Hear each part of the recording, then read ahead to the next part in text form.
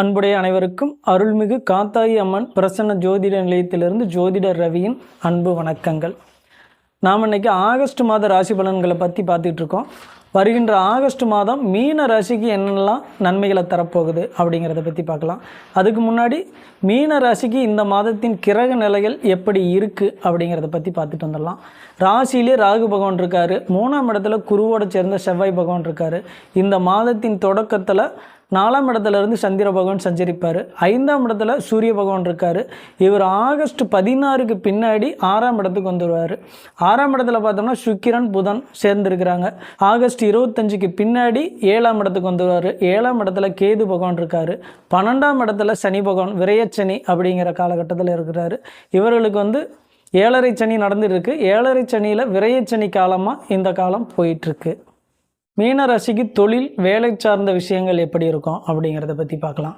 10க்கு அதிபதியாக ராசிநாதனே வருவார். அவர் 3ஆம் இடத்துல அமர்ந்திருக்கிறாரு. அதாவது செவ்வாய் பகவானோட சேர்ந்து அமர்ந்திருக்கிறாரு. இது ஒரு நல்ல விஷயந்தான். தனக்காரனோட குரு சேர்ந்து அமர்ந்திருக்கிறது நல்ல விஷயந்தான். இது மறைவு ஸ்தானம் அப்படின்னாலும் கூட பார்க்கக்கூடிய இடங்கள் நல்ல இடங்கள் அப்படிங்கிறனால பெரிய அளவில் தொழிலில் கெடுதல் பண்ண போகிறது இல்லை அப்படின்னாலும் கூட முயற்சி அதிகப்படியாக தேவை. 3ஆம் இடம் அப்படிங்கிறனால தொழிலில் ஒரு மாற்றம் வர்றதுக்கான வாய்ப்புகள் இருக்குது. அந்த மாற்றத்தை கரெக்டாக பயன்படுத்திட்டு முயற்சி செஞ்சிங்கன்னா ஓரளவுக்கு நன்மையை ஏற்படுத்தும். ஏன்னா இங்கே சனி பகவான் 2ஆம் இடமான தனஸ்தானத்தை பார்க்குறதுனால தொழிலில் வருகின்ற தனவரவை அவர் கண்டிப்பாக தடுக்கக்கூடிய ஒரு சூழலை ஏற்படுத்தி கொடுப்பாரு அப்படிங்களாம். அதே போல் சனி பகவான் 12லேருந்து 6ஆம் இடத்தை பார்க்குறதுனால வேலையாட்கள் மூலமாக தொழில் சம்மந்தப்பட்ட விஷயங்களில் பிரச்சனையை கொடுத்து அதன் மூலமாக சிக்கலையும் சிரமத்தையும் கொடுப்பாரு. அதன் மூலமாக தனக்கு வர வேண்டிய தனவரவை குறைச்சி கொடுக்கக்கூடிய ஒரு காலமாக இந்த காலம் அமைஞ்சிரும். சகோதர வழிகளில் கொஞ்சம் சிக்கலை ஏற்படுத்தக்கூடிய மாதமாகவும் இந்த மாதம் அமையும் அப்படின்னு சொல்லலாம். இவருக்கு இந்த குருமங்கள யோகம் பெரிய அளவில் இந்த மாதம் நன்மையை தரக்கூடிய இடங்களில் இல்லை அப்படின்னு சொல்லக்கூடிய நிலைகளில் தான் இருக்குது. அதனால் சகோதர வழி உறவுகள்லேயும் கொஞ்சம் தொழில் சம்மந்தப்பட்ட விஷயங்கள், வேலையாட்கள் சம்மந்தப்பட்ட விஷயங்களை கவனமாக இருங்க. அதே போல் வேலை செய்பவர்களுக்கும் இந்த மாதம் அவ்வளோ ஒன்றும் சுகப்படக்கூடிய மாதமாக இல்லை அப்படின்னு சொல்லலாம். ஏன்னா 6ஆம் வீட்டுக்கு அதிபதி 5ஆம் வீட்டில் இருக்கிறனால தொழில் வளர்ச்சிகள், அதாவது வேலை செய்யக்கூடிய இடங்களில் இவருக்கு வரக்கூடிய வளர்ச்சிகள் தடைபடக்கூடிய ஒரு மாதமாக தான் இது அமையும். அதனால் தொழில் வேலை இது 2 விஷயங்கள்லேயுமே மீனராசிக்காரங்க கவனத்தோடு இருக்கிறது மிகச்சிறப்பு. மீனராசிக்காரர்களுக்கு திருமணம் சார்ந்த விஷயங்கள் எப்படி இருக்கும் அப்படின்னு பார்த்தோம்னா, 7ஆம் இடத்து அதிபதியான புதன் பகவான் 6ஆம் இடத்துல சுக்கிரனோடு சேர்ந்து அமர்ந்திருக்கிறது அவ்வளோ ஒன்றும் சிறப்பான விஷயம் இல்லை.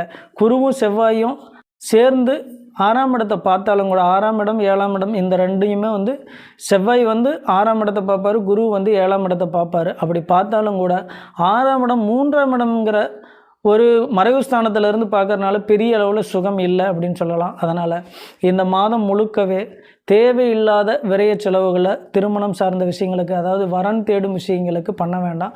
கொஞ்சம் கவனமாக இருங்க. அதன் மூலமாக உங்களுக்கு அதிகப்படியான விரைய செலவுகள் தான் சேரக்கூடிய காலம் அப்படின்னு சொல்லலாம். ஏன்னு கேட்டோம்னா 12ஆம் இடத்துல இருக்கிற சனி பகவான் 6ஆம் இடத்துல இருக்கிற சுக்கிர பகவானை பார்ப்பார். அதனால் அவ்வளோ ஒன்றும் சிறப்பு இல்லை அப்படிங்கலாம். அதனால் திருமணம் சார்ந்த விஷயங்களை கண்டிப்பாக கவனத்தோடு இருங்க. அதுதான் உங்களுக்கு இந்த மாதம் சிறப்பாக இருக்கும். படிப்பு சார்ந்த விஷயங்கள் எப்படி இருக்கும் அப்படின்னு இவங்களுக்கு பார்த்துக்கிட்டோம்னா, அதாவது வித்தைக்காரகனான புதன் சுக்கிரனோடு சேர்ந்து 6ஆம் இடத்துல இருக்கிறாரு. குரு பார்வை இருந்தாலும் கூட படிப்பு சார்ந்த விஷயங்கள் இவங்களுக்கு இந்த மாதம் சுமாராக தான் இருக்கும் அப்படின்னு சொல்லலாம். ஏன்னா அங்கே குரு பார்த்தாலும் கூட ஒரு 3ஆம் இடம் என்கின்ற ஸ்தானத்திலிருந்து பார்க்கறதுனால படிப்பு சம்மந்தப்பட்ட விஷயங்கள் அதிகமான முயற்சிகள் தேவை அப்படின்னு சொல்லலாம். முயற்சிகள் இல்லைன்னா சிரமத்தை தான் கொடுக்கும். ஏன்னா குருவோடு சேர்ந்த செவ்வாய் பகவான் தான் 6ஆம் இடத்தை பார்க்குறாரு. அதனால் முயற்சிகள் கண்டிப்பாக தேவை அப்படின்னு சொல்லலாம். தேவையில்லாத வம்பு வழக்குகளை மாணவர்கள் இந்த மாதம் வளர்த்திக்க தேவையில்லை. முறையாக முயற்சி எடுங்க, முறையான முறையில் படிங்க. அதுதான் இவர்களுக்கு கரெக்டான வாய்ப்புகளை ஏற்படுத்தி கொடுக்கும். மனச்சோர்வுகள் வந்து போகும். இருந்தாலும் அந்த மனச்சோர்வுகளை ஓரம் கட்டிட்டு கொஞ்சம் முயற்சி எடுத்து படிச்சிங்கன்னா மட்டும்தான் நீங்கள் இந்த முறை இந்த மாதம் படிப்பில் வெற்றி கொள்ள முடியும். இல்லத்தரசிகளுக்கு குடும்பம் சார்ந்த விஷயங்கள் எப்படி இருக்கும் இந்த மாதம் அப்படின்னு பார்க்கலாம்.